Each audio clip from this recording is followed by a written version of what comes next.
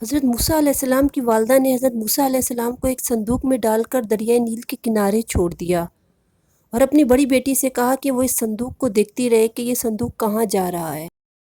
صندوق تیرتا ہوا فرعون کے محل کے کنارے جا پہنچا۔ وہاں سے نوکروں نے اس ٹوکرے کو اٹھایا اور فرعون کی بیوی حضرت آسیہ علیہ السلام کے پاس لے گئے۔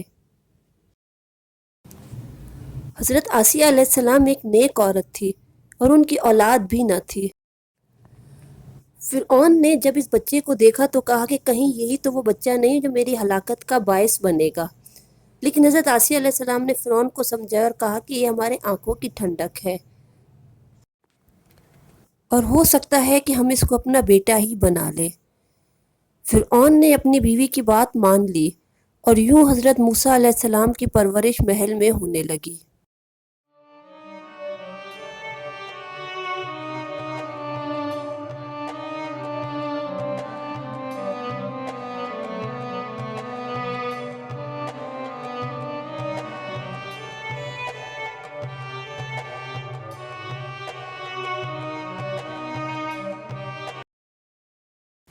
حضرت موسیٰ علیہ السلام جب جوان ہوئے تو بہت بہادر اور مضبوط تھے۔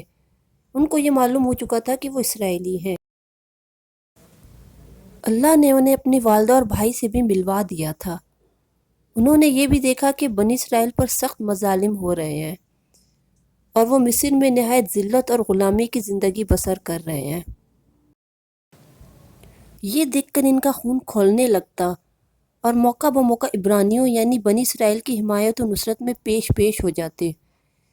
طبری نے اپنی تاریخ میں نقل کیا ہے کہ جب موسیٰ علیہ السلام جوان ہو گئے اور قوی ہیکل جوان ثابت ہوئے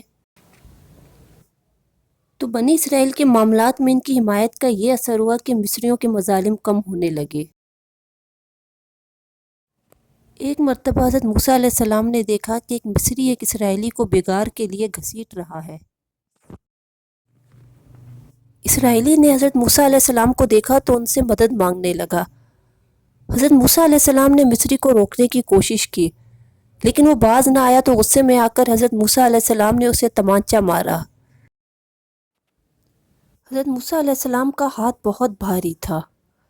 کہا جاتا ہے کہ ان میں 10 آدمیوں کے برابر طاقت موجود تھی۔ مصری اس تھپڑ کی تاب نہ لا سکا اور موقع پر ہی دم توڑ گیا۔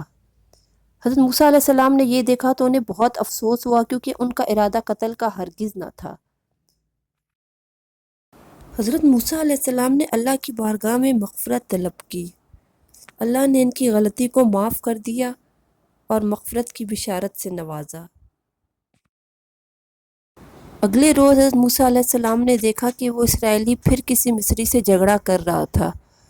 حضرت موسیٰ علیہ السلام نے اسرائیلی سے کہا کہ تو مجھے کوئی جھگڑالو آدمی معلوم ہوتا ہے۔ پھر جب حضرت موسیٰ علیہ السلام نے ارادہ کیا کہ مصری پر حملہ کریں تو اسرائیلی سمجھا کہ حضرت موسیٰ علیہ السلام مجھے مارنے کے لیے آ رہے ہیں۔ اسرائیلی نے کہا کہ اے موسیٰ، کیا تم مجھے بھی اسی طرح مار دو گے جس طرح کل ایک مصری کو قتل کیا تھا؟